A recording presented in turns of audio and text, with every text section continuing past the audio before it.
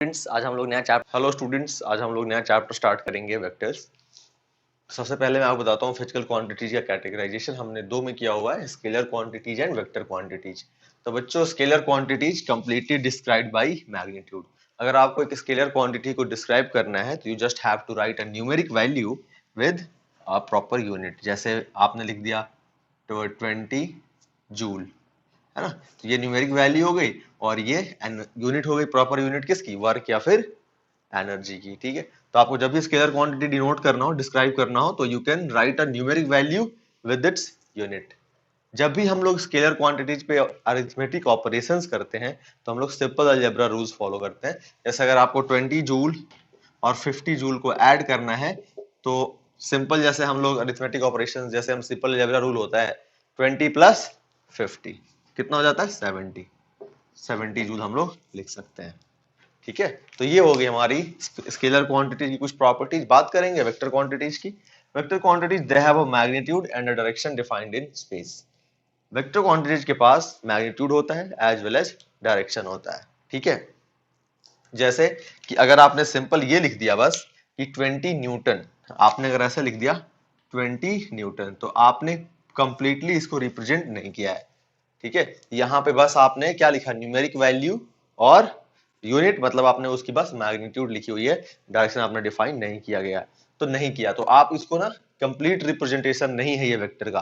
अगर आप इसको ऐसे लिखते हो 20 न्यूटन नॉर्थ, अब हो गया हमारा ये कंप्लीट रिप्रेजेंटेशन, बिकॉज मैग्नीट्यूड भी दे दिया आपने और डायरेक्शन भी दे दिया। जैसे आपने कहा कि मैं 30 मीटर पर सेकेंड की स्पीड से जा रहा हूं, आपने अगर ऐसा कहा कि 30 मीटर पर सेकेंड की स्पीड से जा रहा हूं, ठीक है, तो आपने बस स्पीड बताई है। ठीक है, आपने एक स्केलर क्वांटिटी बताया, लेकिन अगर आपने ऐसा बता दिया कि 30 मीटर पर second making an angle of 45 degree with north towards east, मतलब जो है अब आपने बताया मैग्नीट्यूड भी और डायरेक्शन भी। तो आपने एक वेक्टर बताया है जिसको हम लोग वेलोसिटी कहते हैं, क्लास 9 में पढ़ाई किया होगा आपने। ओके, तो ये हो गया हमारा रिप्रेजेंटेशन के बारे में डिस्कशन कि कैसे हम लोग रिप्रेजेंट करते हैं वेक्टर को, है ना। तो आपने देखा स्केलर क्वांटिटी को रिप्रेजेंट करने के लिए हमें क्या चाहिए, स्केलर क्वांटिटी को रिप्रेजेंट करने के लिए हमें क्या चाहिए, बस एक न्यूमेरिकल वैल्यू एंड यूनिट। लेकिन एक वेक्टर क्वांटिटी के लिए हमें क्या चाहिए, numerical value and unit and direction. ठीक है, ये हमारा पूरा हो जाएगा किसके लिए, वेक्टर के लिए, और हमारा बस इतना हो जाएगा स्केलर के लिए। ठीक है बच्चों, अब हम बात करेंगे कि दो वेक्टर का अगर हमें ऐड करना होगा तो हम लोग किस तरीके से ऐड करेंगे। तो देखिए, two vector quantities can't be added using arithmetic rules. हम लोग दो वेक्टर क्वांटिटी, ऐसे मान लो कि हमारा एक ये फोर्स है 5 न्यूटन और हमारा ये एक फोर्स है 12 न्यूटन। ठीक है, ये हमारा एक 5 न्यूटन है और ये है हमारा 12 न्यूटन। ऐसा मान लेते हैं कि, ठीक है, इस मान लो कि इस बोर्ड पे मैं जो है इधर 5 न्यूटन फोर्स लगा रहा हूं, ठीक है, और कोई एक दूसरा पर्सन इस पे 12 न्यूटन की फोर्स लगा रहा है इधर। तो मैंने 5 न्यूटन को ऐसे दिखा दिया, है ना। अभी मैं समझाऊंगा कि ऐसे कैसे हम लोग वेक्टर को रिप्रेजेंट करते हैं, और 12 न्यूटन ऐसे। तो इसको जब हम लोग ऐड करेंगे ना बच्चों, तो ये हमारा सिंपल 17 न्यूटन नहीं होगा। ठीक है, ये हमारा आएगा 13 न्यूटन। कैसे आएगा ये मैं समझाता हूं अभी। ठीक है, अभी बस इतना समझो कि हम लोग दो वेक्टर को ऐड करने के लिए हम जो है सिंपल अरिथमेटिक रूल्स यूज नहीं कर सकते हैं। दो वेक्टर को अगर हमें ऐड करना होगा तो हमें vector law of addition use करना पड़ेगा। ठीक है, वेक्टर लॉ ऑफ एडिशन क्या होता है, इसमें होते हैं हमारे triangle law of addition, parallelogram law of addition and polygon law of addition. ठीक है, इन तीन तरीके से हम लोग किसी भी दो या दो से ज्यादा वेक्टर्स को ऐड करते हैं। ठीक है, सिंपल अरिथमेटिक रूल से हम लोग ऐड नहीं कर सकते हैं, और जो इन वेक्टर लॉ ऑफ एडिशन को फॉलो नहीं करता है वो वेक्टर नहीं होता है। ठीक है। जैसे ऐसा जरूरी नहीं है किसी के पास अगर डायरेक्शन है और मैग्नीट्यूड है तो वेक्टर कहला देगा, उसको हम लोग वेक्टर कह सकते हैं, ऐसा कोई जरूरी नहीं है। अगर वो वेक्टर लॉ ऑफ एडिशन को फॉलो नहीं करता है तो we can't call it a vector quantity. Example के लिए मैं बताता हूँ आपको, जैसे आपने आई होप आपने सब कुछ लिख लिया होगा। आगे बढ़ते हैं हम लोग। एग्जाम्पल के पहले मैं बताता हूँ, ये वाला स्टेटमेंट एक्सप्लेन करता हूँ कि अगर डायरेक्शन भी है मैग्नीट्यूड भी है तो भी वो हमारा वेक्टर कैसे नहीं है। तो देखो बच्चों, करंट करंट जो है हमारा, मान लो कि आप लोगों को केसी, जो पुराने बच्चे तो जरूर उनको केसीएल याद होगा, कुछ नए बच्चे हैं उनको मैं थोड़ा सा समझा देता हूँ। जैसे मान लो ये 12 एम्पियर है, ठीक है, या फिर आप ये कह लो कि यहां से आ रहा है हमारा 5 एम्पियर और यहां से आ रहा है 7 एम्पियर। तो ये कितना हो जाएगा बच्चों, हम सिंपली इसको अरिथमेटिक रूल से ऐड करते हैं, ये होगा हमारा 12 एम्पियर, केसीएल है ना, किरचॉफ्स करंट लॉ। तो ये हो जाता है हमारा 12 एम्पियर, ठीक है। लेकिन वेक्टर में तो ऐसा नहीं होता। वेक्टर होता तो इसको सिंपल अरिथमेटिक से फॉलो करते, सिंपल अरिथमेटिक से आप इसको ऐड करते क्या, बिल्कुल नहीं ऐड करते आप, है ना। मतलब इसने क्या किया, इसने स्केलर लॉ, इसने जो है vector law of addition follow नहीं किया। जैसे स्केलर्स को ऐड करते हैं उस तरीके से ये ऐड हुआ, इसलिए हम लोग इलेक्ट्रिक करंट को स्केलर की कैटेगरी में रखते हैं, क्योंकि ये वेक्टर लॉ ऑफ एडिशन को फॉलो नहीं करता है। इफ समवन आस्क यू और in your school exam, if it is being asked that why electric current is not a vector quantity, you can answer it is not a vector quantity because it does not follow vector law of addition. all right, चलिए, तो अभी जो है हम लोग कुछ terms और कुछ डेफिनेशंस देखते हैं वेक्टर से रिलेटेड बच्चों, है ना, जो कुछ इंपॉर्टेंट, बहुत ही ज्यादा इंपॉर्टेंट टर्म्स हैं। उसके पहले हम लोग सीखते हैं कि हम एक वेक्टर को रिप्रेजेंट कैसे करते हैं, ठीक है। तो यहाँ पे देखिए आप, रिप्रेजेंटेशन,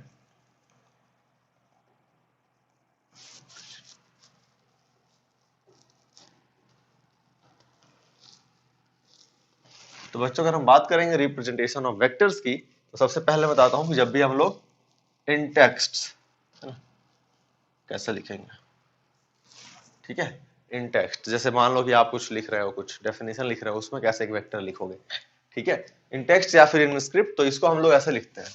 ऐसे मान लो कोई भी एक वेक्टर है ना, उसको हम लोग इस तरीके से, ए वेक्टर, मतलब क्या है,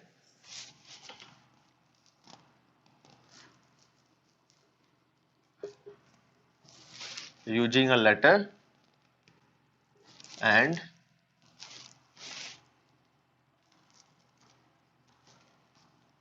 एन एरो ओवर इट, है ना, जैसे अल्फाबेट विल साउंड बेटर, है ना, and an over and an arrow over it, ठीक है। तो हम लोग जब भी लिखेंगे, है ना, टेक्स्ट में लिखेंगे, जैसे मान लो कि आप कुछ लिख रहे हो, है ना, 4-5 लाइन का कोई आपसे थ्योरेटिकल क्वेश्चन पूछा गया है, तो थ्योरी आप लिख रहे हो, तो थ्योरी में जब आप लिखोगे तो ए वेक्टर को इस तरीके से लिखोगे, है ना, using an alphabet and an arrow over it, ठीक है। तो हम टेक्स्ट में वेक्टर्स को इस तरीके से रिप्रेजेंट करते हैं। हम बात करेंगे कि इसको जो है हम लोग, अगर बस अगर हमें वेक्टर की जैसे अगर आपने ऐसे लिखा ना, मतलब आप क्या बता रहे हो, वेक्टर की मैग्नीट्यूड भी और डायरेक्शन भी, ठीक है। जैसे अगर आपने ए वेक्टर यहाँ पे लिखा ना, अगर आपने लिखा ऐसे ए वेक्टर, तो आपको क्या करना पड़ेगा, इस वेक्टर को डायरेक्शन के साथ लिखना पड़ेगा। जैसे आप सिंपल 20 न्यूटन नहीं लिख सकते, आप ए वेक्टर इक्वल टू 20 न्यूटन नहीं लिख सकते, फिर आपको लिखना पड़ेगा 20 न्यूटन नॉर्थ, है ना, तब जाके ए वेक्टर कंप्लीट हुआ।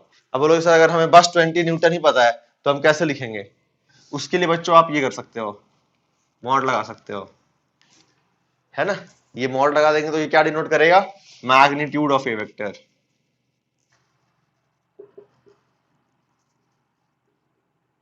ठीक है।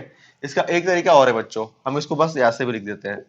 अगर हमने बस ए लिख दिया ना, यहाँ इसका भी मतलब यही होता है, मैग्नीट्यूड ऑफ ए वेक्टर, मतलब एरो नहीं दिया, ए के ऊपर एरो नहीं दिया, ठीक है। तो ये हमारा टेक्स्ट में हम लोग कैसे लिखते हैं वेक्टर को, मैग्नीट्यूड के साथ और बिना बिना डायरेक्शन के और डायरेक्शन के साथ, ये हमने सीख लिया। अब हम लोग ग्राफिकल रिप्रेजेंटेशन जो वेक्टर का होता है उसको देखते हैं बच्चों, ठीक है। तो ग्राफिकल रिप्रेजेंटेशन आप देख लो,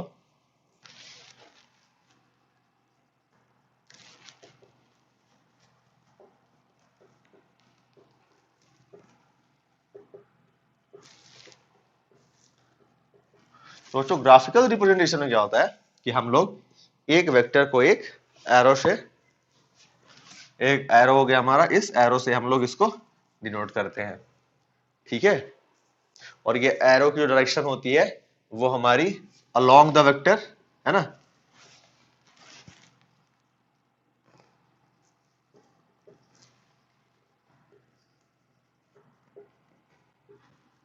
ठीक है,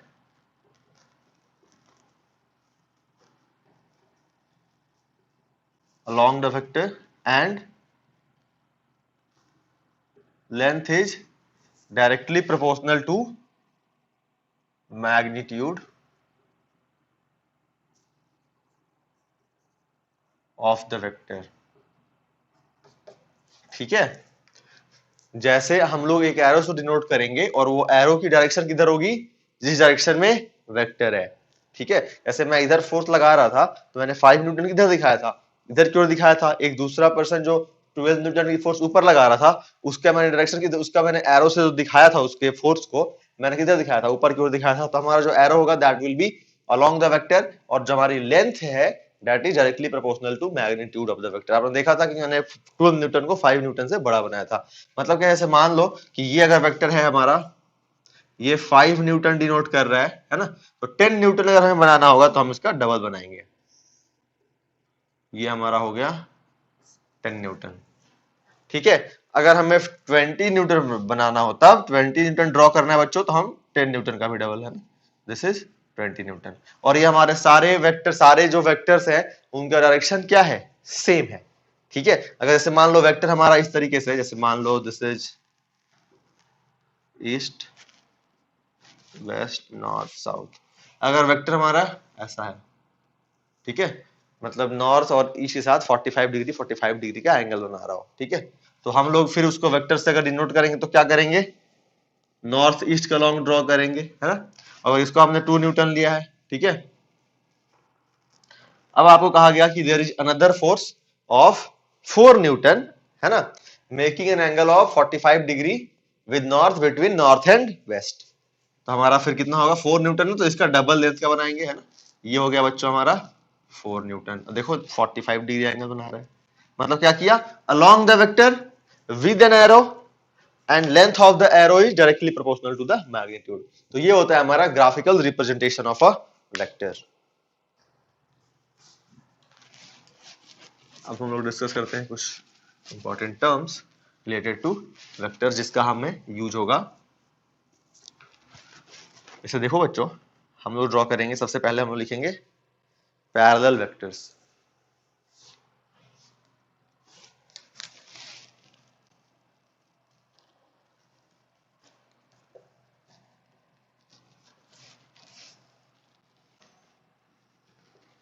देखो बच्चों, पैरेलल वेक्टर्स अगर हम डेफिनेशन की बात करें तो हम लोग लिख सकते हैं इसमें कि two vectors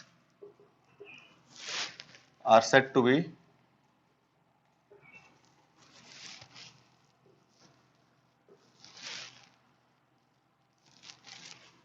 parallel vectors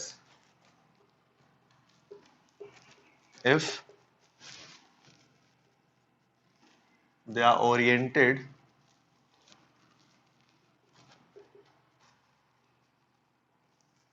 along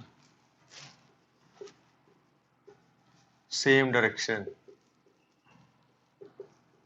मतलब क्या बच्चों कि these two vectors are said to be parallel vectors, है ना। क्या, क्यों, क्योंकि इन दोनों का जो ओरिएंटेशन है that is along the same direction, है ना। तो इसको हम लोग बोलेंगे पैरेलल वेक्टर्स, ठीक है। ओके, अब जो है हम लोग बात करेंगे एंटी पैरेलल वेक्टर्स की, है ना। आसान है इस यहीं पे, क्योंकि मैं यहीं पे लिख सकता हूँ इसी के साथ थोड़ा सा इसमें इम्प्रोवाइजेशन करके।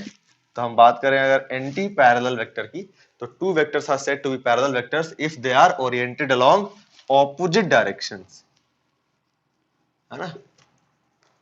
तो उसको हम लोग क्या बोलेंगे, एंटी एंटी पैरेलल वेक्टर्स। जैसे ये,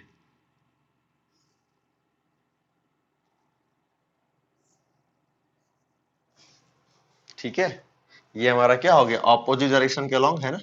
जैसे मान लो ये हो गया हमारा ए वेक्टर और ये हो गया हमारा बी वेक्टर। तो यहाँ पे ए वेक्टर और बी वेक्टर जो है हमारा क्या है, दोनों एक दूसरे के एंटी पैरेलल है। ठीक है बच्चों, गुड। नेक्स्ट टर्म जो हम डिस्कस करने वाले हैं दैट इज इक्वल वेक्टर्स। ठीक है, what is equal vectors?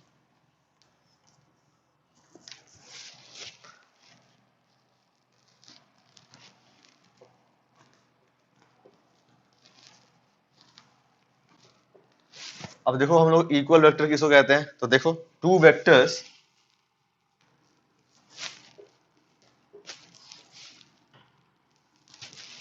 having equal magnitude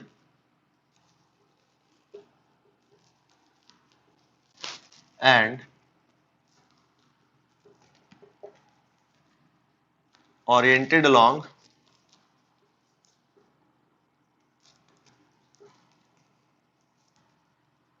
same direction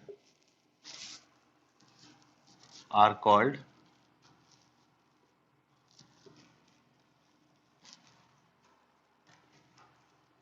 equal vectors. Two vectors having equal magnitude and oriented along same direction are called equal vectors. जैसे मान लो हमारा ये हो गया ए वेक्टर, ठीक है, इसकी मैग्नीट्यूड है 10 न्यूटन और डायरेक्शन आपको दिख ही रहा है। ठीक है, अभी आपने क्या किया, एक दूसरा वेक्टर ड्रॉ किया। ठीक है, अभी आपने एक दूसरा वेक्टर ड्रॉ किया। ठीक है, इसकी भी जो लेंथ है वो सेम है, और लेंथ सेम है यानी क्या, मैग्नीट्यूड सेम है। लेंथ सेम है मतलब मैग्नीट्यूड सेम, बताया length is directly proportional to magnitude, और डायरेक्शन आपको दिख रहा है दोनों का सेम है, तो आप इसको भी ए वेक्टर कह सकते हो, है ना। या फिर अगर ये हमारा बी वेक्टर है तो ये हमारा ए वेक्टर और बी वेक्टर दोनों इक्वल वेक्टर्स कहलाएंगे, है ना। A vector equal to B vector, तो आप इसको बी वेक्टर कह सकते हो या तो फिर आप इसको भी ए वेक्टर कह सकते हो। ठीक है बच्चों, तो ये हो गया हमारा इक्वल वेक्टर का कॉन्सेप्ट। ठीक है, अभी अगर देखें कि हम बात करें थोड़ा आगे, तो देखो अब हम लोग जो नेक्स्ट पढ़ने वाले हैं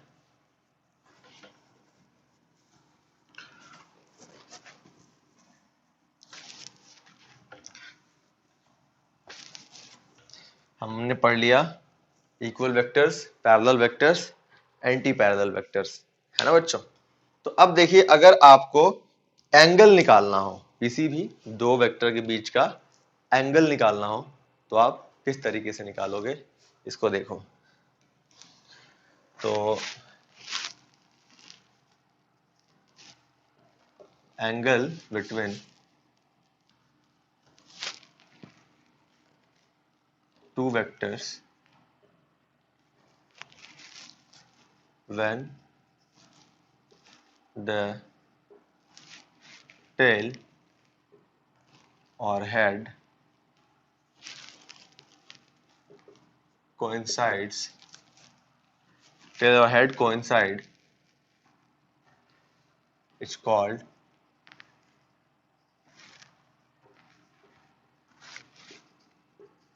angle between those two vectors। ठीक है, ये हमारा हो जाएगा, है ना। ये मैंने जो आपको लिखा, ये क्या लिखा, मैंने आपको लिखा एंगल बिटवीन टू वेक्टर्स, कैसे हम लोग निकालते हैं। ठीक है, एंगल बिटवीन टू वेक्टर्स जो है किस तरीके से आप लोग निकालोगे, तो ये हमारा हो जाता है angle between two vectors when their tail और head coincide is called angle between those two vectors, है ना। तो आप यहाँ पे ये भी लिख सकते हो कि एंगल बिटवीन टू लाइंस, है ना, और या फिर जिस एरो से हमने डिनोट किया है उसको यहाँ पे समझाता हूँ मैं। कहने का मतलब क्या था मेरा, जैसे मान लो आपका ये हो गया ए वेक्टर, ठीक है, और आपने यहाँ ड्रॉ कर दिया बी वेक्टर, बीच का एंगल हो गया थीटा। तो हम क्या इस थीटा को कहेंगे कि ये थीटा जो है हमारा इन दोनों के बीच का एंगल है, मतलब एंगल बिटवीन टू वेक्टर्स है? नहीं, मैंने क्या लिखा हुआ, angle between two vectors when their tail और हेड कोइंसाइड, है ना। तो दोनों का टेल जो है एक जगह होना चाहिए या फिर उनका हेड जो एक जगह होना चाहिए।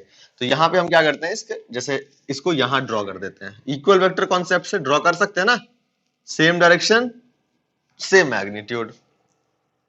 ठीक है, थोड़ा सा बड़ा बना दिया मैंने, चलो यहीं तक रहने दो। तो अभी जो है, अब ये वाला जो एंगल हुआ ना अल्फा, इसको बोलेंगे बच्चों हम लोग एंगल बिटवीन टू वेक्टर्स, है ना। यहाँ पे टू वेक्टर्स कौन है, ए वेक्टर एंड बी वेक्टर। ठीक है ना। तो हम एंगल, जब भी हमें दो वेक्टर के बीच का एंगल निकालना होगा तो इट इज वेरी इंपॉर्टेंट कि उन दोनों का इधर टेल कोइंसाइड होना चाहिए या फिर हेड कोइंसाइड होना चाहिए।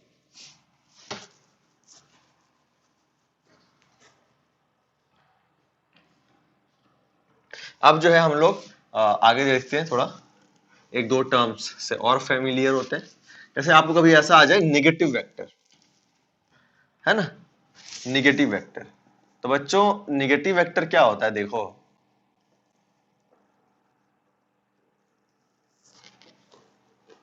नेगेटिव वेक्टर होता है हमारा a vector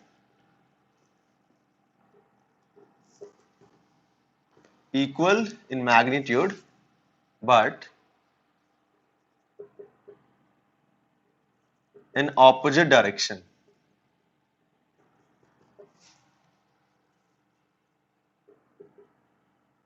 It's called negative vector of given vector.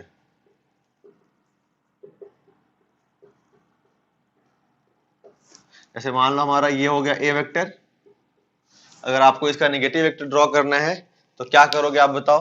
अगर आपको इसका नेगेटिव वेक्टर ड्रॉ करना है तो आप ये कर सकते हो कि इधर की ओर एक वेक्टर ड्रॉ करिए, है ना, जिसका लेंथ सेम हो, लेकिन डायरेक्शन हमारा देखो क्या हो गया, ऑपोजिट।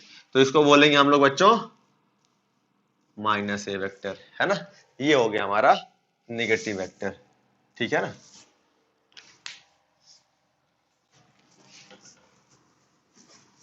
अभी हम लोग एक चीज लास्ट टर्म जो हमारा इंपॉर्टेंट है डिस्कस कर लेते हैं, स्केलर मल्टीपल ऑफ वेक्टर। ये क्या होता है बच्चों,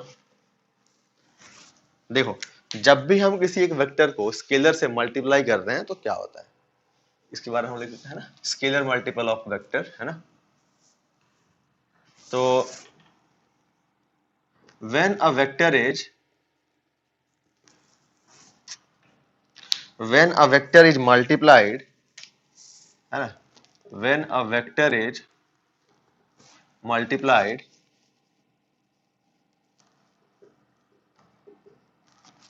by a scalar quantity,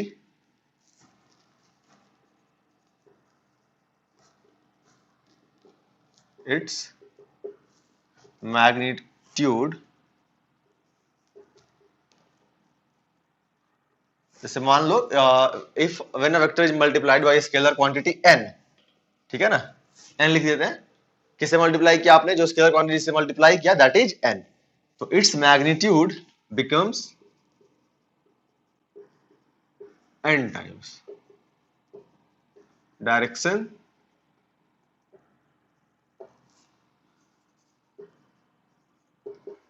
remains same, है ना। तो जब भी जैसे हमारा अगर आपका स्केलर मल्टीपल ऑफ वेक्टर, मतलब जैसे मान लो आपका ये हो गया an A vector, an A vector, तो ये क्या हो जाएगा, इसका मैग्नीट्यूड जो होगा, है ना, इसका मैग्नीट्यूड वो हो जाएगा हमारा n times of magnitude of A vector. ठीक है, लेकिन डायरेक्शन जो है हमारा वो सेम ही रहेगा। ठीक है, अच्छा, और वेक्टर से मल्टीप्लाई करेंगे वेक्टर को तो क्या होगा वो हम डिस्कस करेंगे बाद में। ठीक है, तो ये हमारे कुछ टर्म्स हो गए। ठीक है, जैसे मान लो अगर आपका ए वेक्टर इतना है ना, अगर आपको लिख दिया, आपने करना है 5a वेक्टर, तो आपका यहाँ पे क्या हो गया, हमारा 5a का स्केलर है ना, तो 5 टाइम्स हो जाएगा, इसका लेंथ जो है वो 5 टाइम्स हो जाएगा, 5a वेक्टर। ठीक है, तो बच्चों ये तो हो गया हमारा वेक्टर का इंट्रोडक्शन। ठीक है, अब हम लोग अरिथमेटिक ऑपरेशंस करते हैं कुछ वेक्टर्स पे। तो सबसे पहले हम लोग जैसे क्या सीखते हैं, एडिशन, तो हम लोग सबसे पहले वही करेंगे, वेक्टर्स का एडिशन करेंगे। ठीक है, तो चलिए देखिए वेक्टर का एडिशन।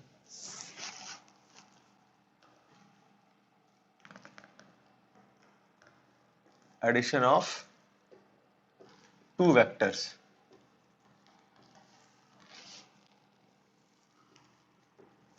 दो वेक्टर को जो है हम लोग किस तरीके से ऐड करेंगे देखिए।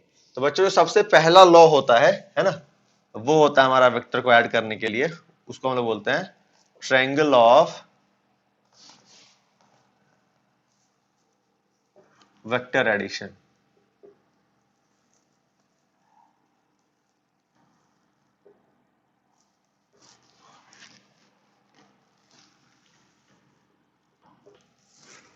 तो ट्रायंगल ऑफ वेक्टर एडिशन हम लोग क्या करते हैं, देखो इसका जो रूल होता है ना, इसमें हम लोग क्या करते हैं कि इसमें हम लोग we draw the first vector, okay, and on the head of the first vector, on the head of the first vector we draw second vector। ठीक है, सपोज करिए आपके पास दो वेक्टर है, ये हो गया आपके पास ए वेक्टर और ये हो गया आपके पास इस तरीके से मान लो बी वेक्टर। ठीक है, आपको पता है ना कि फोर्स जो है हमारी क्या है, एक वेक्टर क्वांटिटी है। वेक्टर के एग्जांपल्स आपको मैंने लिखवाया नहीं था, यू कैन गेस हमारी वेक्टर क्वांटिटी क्या है, velocity, force, displacement, torque, momentum, angular momentum, ये सारी जो क्वांटिटीज हैं 2000 वेक्टर क्वांटिटीज। तो फोर्स जो हो गया हमारा वो एक वेक्टर क्वांटिटी है। जैसे मान लो यहां पे आपका एक ब्लॉक है, there is a block like this, और आपने यहाँ पे आप एक जो है एजेंट इसको इधर की ओर फोर्स लगा रहा है, मान लो ए वेक्टर जो फोर्स लगा रहा है उसका, और एक जो है इसको ऐसे फोर्स लगा रहा है। ठीक है ना, बी वेक्टर। अगर आपको इन दोनों का रिजल्टेंट निकालना है तो कैसे निकालोगे, ट्रायंगल लॉ है ना। रिजल्टेंट का मतलब क्या है कि इन दोनों वेक्टर का सम कितना हुआ। तो अगर आपको इन दोनों वेक्टर का रिजल्टेंट वेक्टर निकालना है या फिर इन दोनों को ऐड करना है ना, इन दोनों का सम निकालना है आपको। ठीक है, तो देखो मैंने इनको यहाँ पे उसी चीज को मैंने यहाँ पे ड्रॉ किया हुआ है, ए वेक्टर बी वेक्टर।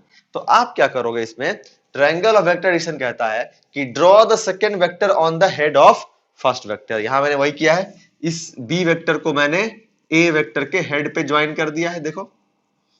ठीक है, ए वेक्टर के हेड पे मैंने बी वेक्टर को ड्रॉ कर दिया है। उसके बाद से ट्रायंगल ऑफ वेक्टर एडिशन का कहता है कि then the line joining the tail of the first vector to the head of the second vector gives you the resultant vector और sum of these two vectors. मतलब triangle law से हमारा ये जो हो गया, ये हो गया हमारा A vector plus B vector, जिसको हम लोग बोलेंगे आर वेक्टर भी बोल सकते हैं हम लोग। तो यहां पे हमारा जो आर वेक्टर हो गया that is A vector plus B vector. ठीक है बच्चों, तो ट्रायंगल ऑफ वेक्टर क्या कहता है, in triangle of vector addition we draw the second vector on the head of first vector and then we join the tail of first vector to the head of second vector, this vector gives us the resultant vector, है ना। चलिए for example अगर आपको मैं ऐसा कहूं कि एक फोर्स लग रहा है ऐसे 5 न्यूटन और एक हमारा फोर्स लग रहा है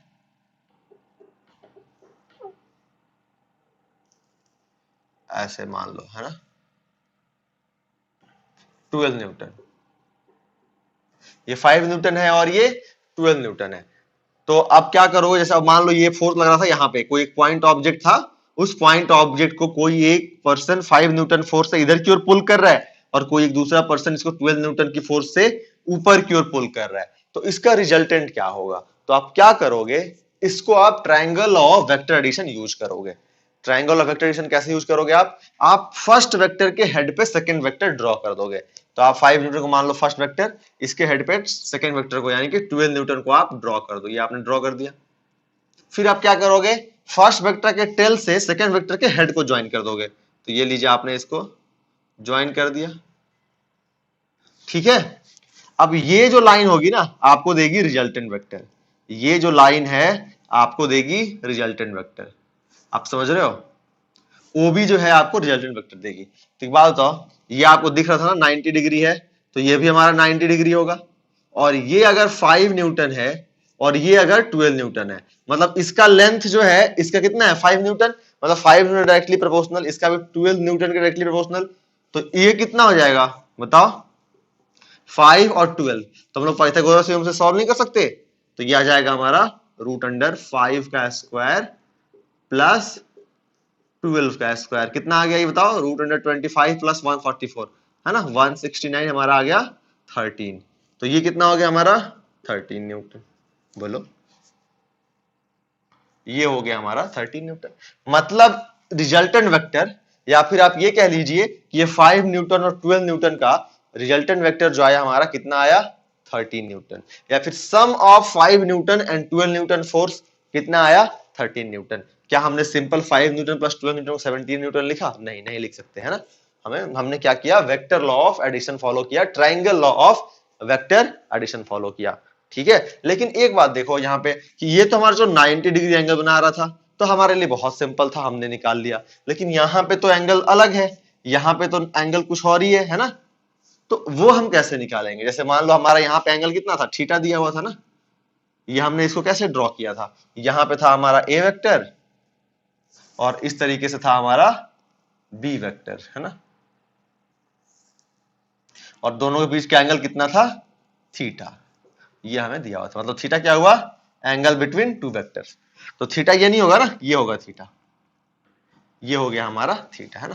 क्या किया मैंने, इसको यहाँ पे दोनों के जो टेल के बीच का एंगल होगा वो होगा ना, तो दोनों जहां पे दोनों का टेल कोइंसाइड करेगा वहां पे जो एंगल बनेगा दोनों वेक्टर के बीच में वो होगा angle between those two vectors. तो मैं अगर इसको आगे क्यों एक्सटेंड करता हूँ ए वेक्टर, तो हमारा ये वाला एंगल बनेगा दैट इज थीटा, ठीक है। अभी मैं आपको ये निकाल रहा हूँ, रिजल्टेंट वेक्टर का मैग्नीट्यूड निकालने की कोशिश कर रहा हूं, है ना, जब हमारा एंगल थीटा नहीं हो। जब एंगल थीटा हो तब तो हमने तुरंत निकाल लिया था।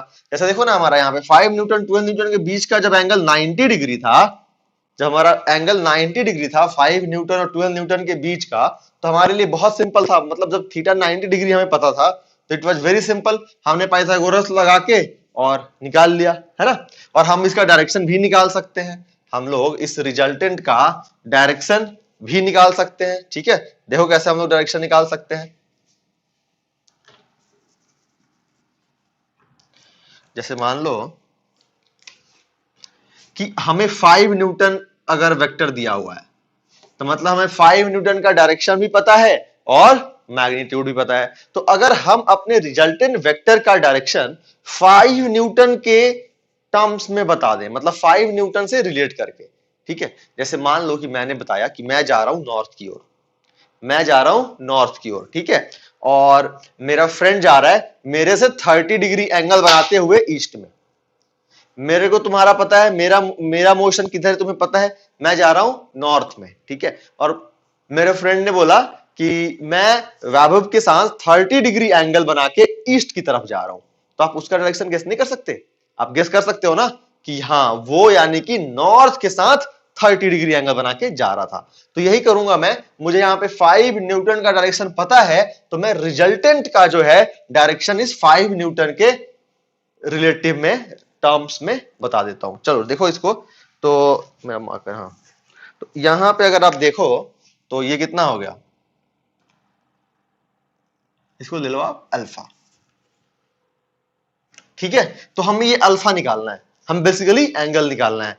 जैसे मेरे फ्रेंड ने क्या बताया कि वो मेरे साथ 30 डिग्री एंगल बना के जा रहा था, मतलब उसने अल्फा कितना बताया था 30 डिग्री। यहां पे अल्फा कितना होगा आप नहीं निकाल सकते हो? बिल्कुल निकाल सकते हो। देखो tan अल्फा क्या होगा, 12/5। tan अल्फा क्या होता है, p/b, 12/5। तो हमारा अल्फा क्या हो जाएगा, tan इनवर्स 12/5। अब ये जो है बहुत बच्चों के लिए tan इनवर्स, सर ये क्या होता है, tan का पावर -1 tan इनवर्स, ये क्या बोला आपने? देखो इससे कोई घबराने वाली बात है नहीं, आप लोग मैथ में पढ़ोगे, यूनिवर्स ट्रिग्नोमेट्री में। थोड़ा सा भी मैं आपको हिंट दे देता हूं। देखो जैसे आपको ना आपको मान लो ऐसे दिया हुआ है tan इनवर्स √3, इसकी वैल्यू क्या होगी बच्चों 60 डिग्री। ऐसा क्यों? ये देखो हम लोग tan को उधर भेजेंगे तो क्या हो जाएगा √3 इज इक्वल टू, मान लो जैसे ये थीटा है, tan इनवर्स √3 है और आपसे पूछा होता tan inverse √3 is equal to theta है, आपसे पूछा होता बताइए थीटा की वैल्यू क्या है, तो आप tan को उधर भेज दो तो √3 is equal to tan theta. अच्छा बताओ tan थीटा √3 के बराबर कब होगा? जब हमारा tan 60 डिग्री हो। तो यहां से हमारा थीटा कितना आ गया 60 डिग्री। ठीक है, या तो हम यहां पे क्या लिख सकते हैं tan inverse √3 is equal to 60 degree.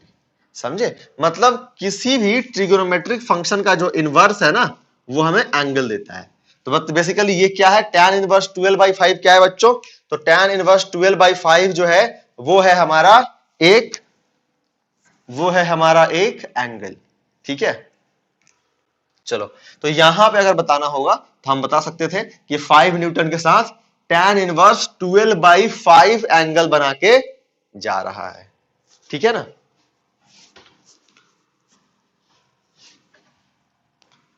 तो आप यहां पे देख लो, बात करें अगर हम यहां पे तो कितना हो जाएगा हमारा, बोलो। हमें पाइथागोरस तो हम यहां निकालने लगा नहीं सकते, तो हम कुछ ना कुछ मैथमेटिक्स का यहां पे यूज करेंगे। तो देखो हम लोग क्या करने वाले हैं, हम लोग जो है इसको इस तरीके से आगे हमने एक्सटेंड कर ही दिया है और यहां से एक मैं डालने वाला हूं यहां पे परपेंडिकुलर।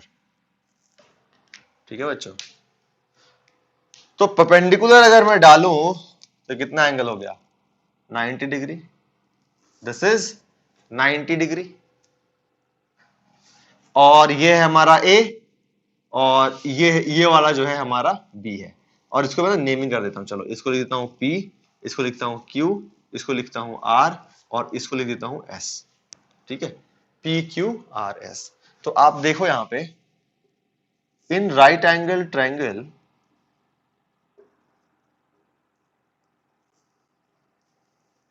कौन सा एस आर क्यू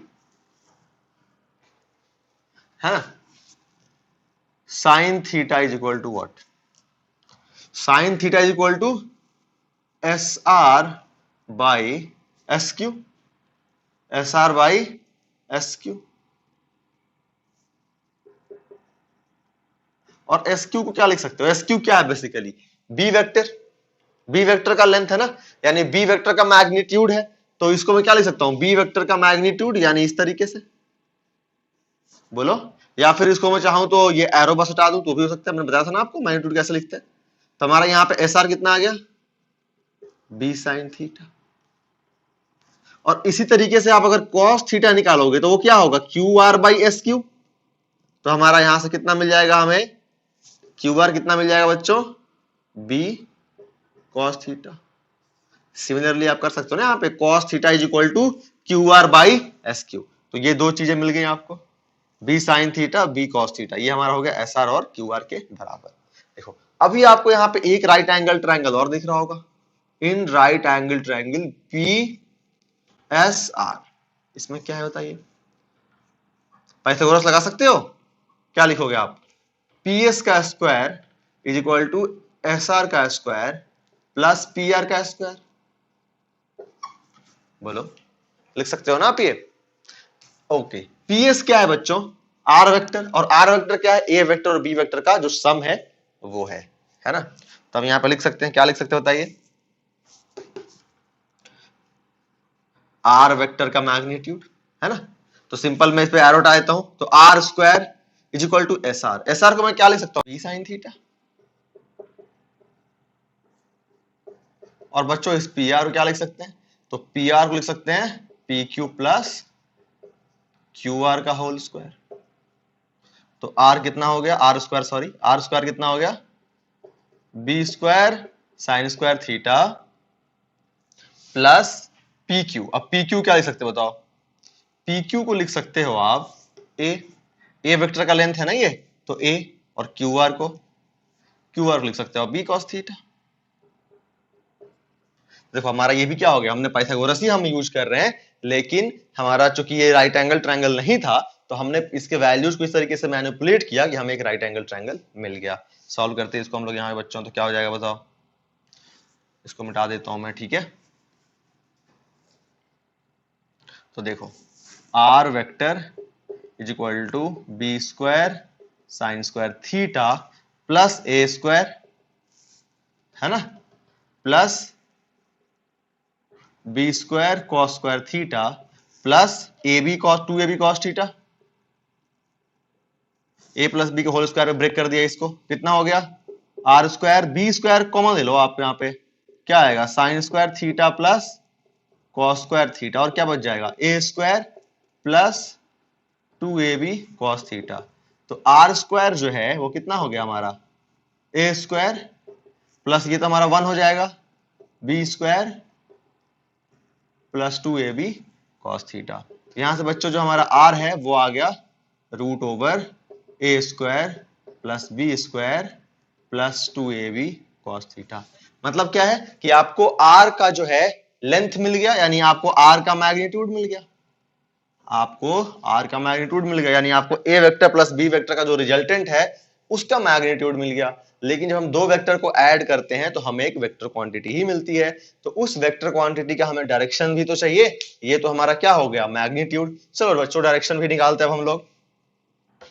तो देखो in triangle right angle triangle PSR, देखो रिजल्टेंट वेक्टर जो है हमारा ए वेक्टर के साथ ये एंगल बना रहा है, अल्फा मान लो इसको, यहाँ पे रिजल्टेंट वेक्टर ए वेक्टर के साथ अल्फा एंगल बना रहा है। अगर मैं अल्फा एंगल आपको बता दूं कि अल्फा एंगल है कितना, है ना, तो आपको पता चल जाएगा कि आर वेक्टर ए वेक्टर के साथ कितना एंगल बना रहा है, और ए वेक्टर का डायरेक्शन आपको पता ही है, तो आपको एक्चुअली पता चल जाएगा कि आर वेक्टर की डायरेक्शन क्या है। तो चलिए हम लोग अल्फा निकालते हैं। तो tan अल्फा कितना हो जाएगा बच्चों in right angle triangle PSR, tan alpha is equal to S R by P R, और एस आर कितना है, एस आर है आपका बी साइन थीटा, और पी आर कितना है P Q plus Q R, है ना, यहां देख लो। तो tan alpha is equal to B sine theta upon P Q कितना है ए, क्यू आर कितना है बी कॉस थीटा। तो हमारा अल्फा कितना आ गया tan inverse B sine theta upon A plus B cos theta. तो इस तरीके से बच्चों हम लोग अल्फा निकाल सकते हैं। जब हम लोग इसको सॉल्व करेंगे एक नंबर आएगा 1 आ सकता है, जैसे मान लो 1 आ गया, अगर 1 आ गया तो tan इनवर्स 1 कितना हो गया, tan किस एंगल के लिए tan की वैल्यू 1 होती है 45 डिग्री, तो अल्फा का वैल्यू लिख दोगे तुम लोग 45 डिग्री। अगर ये √3 आ गया तो tan की वैल्यू √3 कब होती है, जब हमारा एंगल 60 डिग्री हो, तो तुम लोग यहां अल्फा लिख सकते हो 60। मान लो ये 1/√3 आ गया, tan इनवर्स 1/√3, तो tan की वैल्यू किस एंगल के लिए 1/√3 होती है 30 डिग्री के लिए, तो आप यहां पर लिख दोगे अल्फा की वैल्यू 30 डिग्री, ठीक है। तो यहां पे आपको डायरेक्शन भी मिल गया और यहां पे आपको मैग्नीट्यूड भी मिल गया। तो देखा हमने ट्रायंगल लॉ का यूज करके मैग्नीट्यूड और डायरेक्शन दोनों निकाल लिया है। कुछ न्यूमेरिकल प्रॉब्लम्स करते हैं।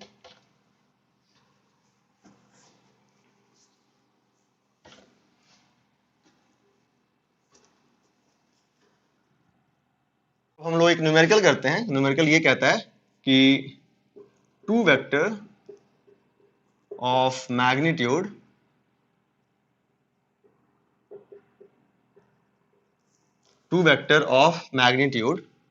ए vector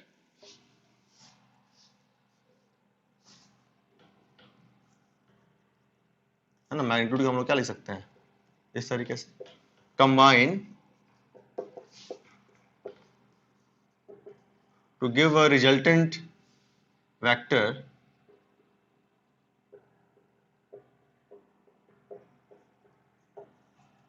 of magnitude a vector, then find out angle between